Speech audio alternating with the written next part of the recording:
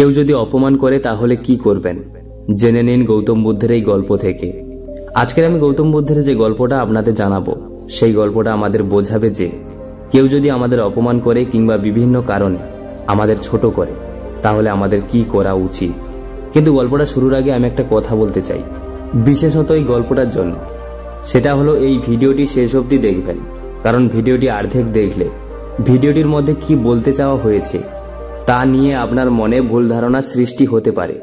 তাহলে চলুন গল্পটা জানা যাক।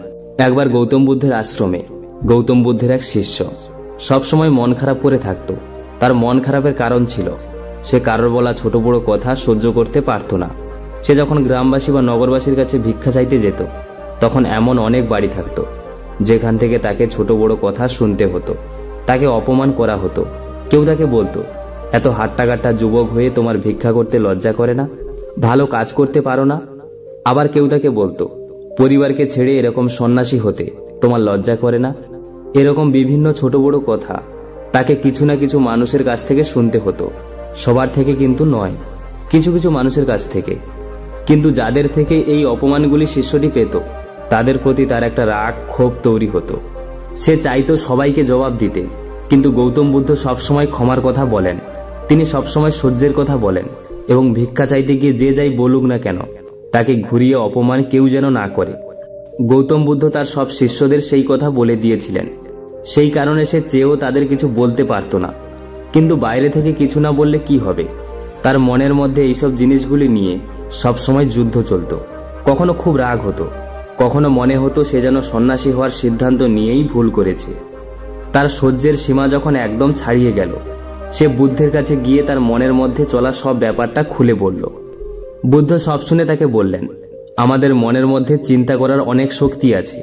মনের মধ্যে চিন্তা যদি সঠিক হয়, সেটা যেমন আমাদের সফলতা চূড়ান্ত শিখরে নিয়ে যেতে পারে, তেমনি চিন্তা যদি ভুল হয় সেটা আমাদের অনেক বড় ক্ষতিও করতে পারে।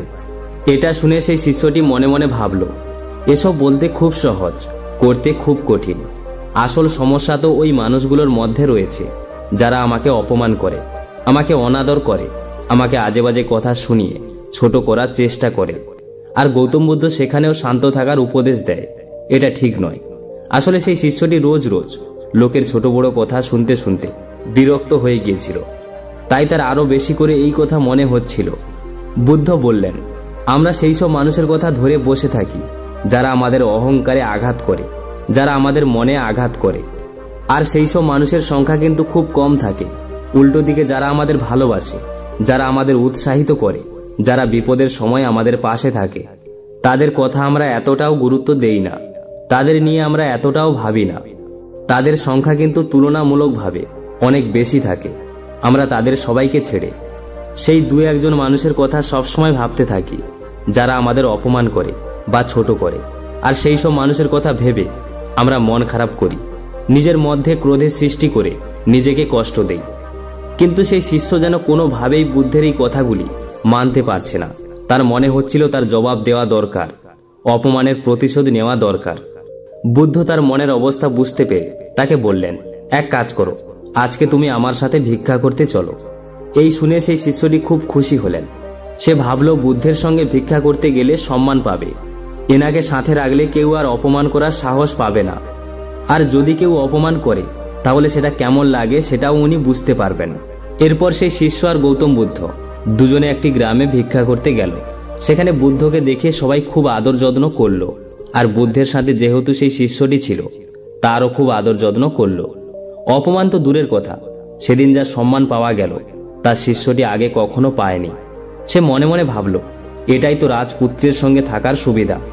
সবাই জানে যে গৌতম বুদ্ধ একজন রাজপুত্র, এনাকে অপমান করবে এমন সাহস কার আছে?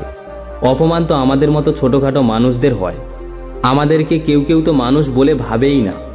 বুদ্ধ সেই শিষ্যের মুখের হাসি আর আনন্দ দেখে মুচকি হাসলেন। তো সেই গ্রামে ভিক্ষা নেওয়ার পর সেখান থেকে একটু দূরে আরেকটি গ্রামে তারা ভিক্ষা করতে গেলেন। শিষ্য তো খুব আনন্দের সঙ্গে সেখানে গেল। সে ভাবল এখানেও তাদের খুব সম্মান করা হবে, আগের গ্রামের মতোই তাদের আদর যত্ন করা হবে। কিন্তু এই গ্রামে ঠিক উল্টোটা হলো। এই গ্রামের কিছু মানুষ বুদ্ধকে দেখতে পারত না, তারা তাকে অপছন্দ করত। তাই এই গ্রামের কিছু মানুষ তাদেরকে রীতিমতো আজে বাজে কথা শোনালো। কেউ কেউ তো বুদ্ধকে এত অপমান করলো যা ওই শিষ্যকে কেউ কোনোদিন করেনি। শিষ্যটি দেখল যে ওই গ্রামের লোকেরা বুদ্ধকে অপমান করছে, কিন্তু বুদ্ধ একই রকম শান্ত রয়েছে। তিনি সেই মানুষদেরকে আশীর্বাদ করছে, তাদের কল্যাণ চাইছে, আর হাসি মুখে সেখান থেকে বেরিয়ে যাচ্ছে। এইসব দেখে সেই শিষ্যটি অবাক হয়ে গেল। এরপর ভিক্ষা নেওয়া হয়ে গেলে গৌতম বুদ্ধ সেই শিষ্যটিকে নিয়ে আশ্রমে ফিরে এলেন। ফিরে আসার পর শিষ্যটি লক্ষ্য করল বুদ্ধের মধ্যে কোনো পরিবর্তন নেই। তিনি অন্যদিন যেমন থাকে আজও ঠিক তেমন আছে। সে মনে মনে ভাবল, বুদ্ধের কি এত অপমান করার পরেও একটুও খারাপ লাগে না? তিনি এত শান্ত রয়েছেন কি করে? এরপর ওই শিষ্যটি আর ধৈর্য ধরতে না পেরে বুদ্ধকে বলেই দিল, হে বুদ্ধ, আমার মনে হয় আমাদের ওই গ্রামকে বহিষ্কার করা উচিত। আমাদের কারোরই ওই গ্রামে আর ভিক্ষা করতে যাওয়া উচিত নয়। ওই গ্রামের সেই সব মানুষকে বহিষ্কার করা উচিত যারা আপনাকে আমাকে অপমান করেছে। আমার তো তখন থেকে রাগে শরীর জ্বলে যাচ্ছে। মনে হচ্ছে এখনই গিয়ে ওদের কিছু শুনিয়ে আসি। আপনি কি করে এত শান্ত রয়েছেন? আপনার কি ওদের কথা একটুও খারাপ লাগেনি? বুদ্ধ হেসে বলল, আচ্ছা ধরো তুমি একটা কোদাল নিয়ে মাটি খুঁড়তে গেলে, তো পৃথিবীকে তার প্রতিবাদ করবে? শিষ্য বলল, না। বুদ্ধ বললেন, আচ্ছা ঠিক আছে, ধরো কোনো ব্যক্তি একটি জ্বলন্ত মশাল নিয়ে নদীতে আগুন লাগাতে চাইছে, সে কি নদীতে আগুন লাগাতে সক্ষম হবে? শিষ্যটি বলল, না। বুদ্ধ বললেন, কেন? শিষ্য বলল, কারণ নদীতে জ্বলার গুণ নেই। বুদ্ধ বললেন, কেউ মাটি খুঁড়তে আসলে পৃথিবী তার প্রতিবাদ করে না, কিন্তু তাই বলে পৃথিবী কিন্তু দুর্বল নয়। পৃথিবী চাইলে সবাইকে নিজের মধ্যে সমাহিত করে নিতে পারে। নদীতে কেউ জ্বলন্ত মশাল নিয়ে আগুন লাগাতে চাইলে নদী জ্বলে না, কিন্তু এর দ্বারা এটা প্রমাণ হয় না যে নদী শক্তিশালী নয়। নদী চাইলে কিন্তু এক নিমেষে সবাইকে ভাসিয়ে নিয়ে যেতে পারে। ঠিক তেমনি তোমাকে কেউ অপমান করলে বা ছোট করতে চেষ্টা করলে তুমি কিন্তু ছোট হয়ে যাচ্ছ না। তোমাকে ছোট অনুভব করাচ্ছে তোমার মনের মধ্যে চিন্তা আর রাগ। তুমি যদি নিজের মনকে নিয়ন্ত্রণ করতে শিখে যাও, তাহলে তুমি এই মানুষগুলোকে উপেক্ষা করতে শিখে যাবে। আর এরা তখন একবার, দুবার, তিনবার অপমান করার পর আর কোনো আনন্দ পাবে না।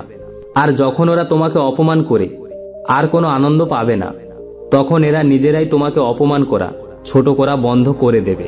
আর যদি তুমি এদের কথায় বা ব্যবহারে কষ্ট পাও বা রাগ করো, তাহলে এরা তোমাকে একবার অপমান করে কষ্ট দেবে, কিন্তু সেটা ভেবে তুমি নিজেই প্রতিদিন কষ্ট পাবে। তোমার মনের মধ্যে অশান্তি চলতে থাকবে, তোমার রাগ হবে, তোমার কাজে মন লাগবে না। তাই উপেক্ষা করতে শেখো আর নিজের মনের মধ্যে মৈত্রীর ভাবনা নিয়ে আসো। নিজের কাজে একাগ্র থাকো। ওদের জন্য নিজের মনের ভেতরে শান্তিকে নষ্ট হতে দিও না। আর জীবনের বেশিরভাগ ক্ষেত্রে আমরা যেগুলোকে অপমান মনে করি, কেউ আমাদের ছোট করেছে বলে মনে করি, সেগুলিকে আমরা কিন্তু চাইলেই উপেক্ষা করে যেতে পারি। কারণ কেউ আমাদের ছোট করলেই আমরা কিন্তু ছোট হয়ে যাই না। আমরা যেটা আমরা সেটাই থাকি।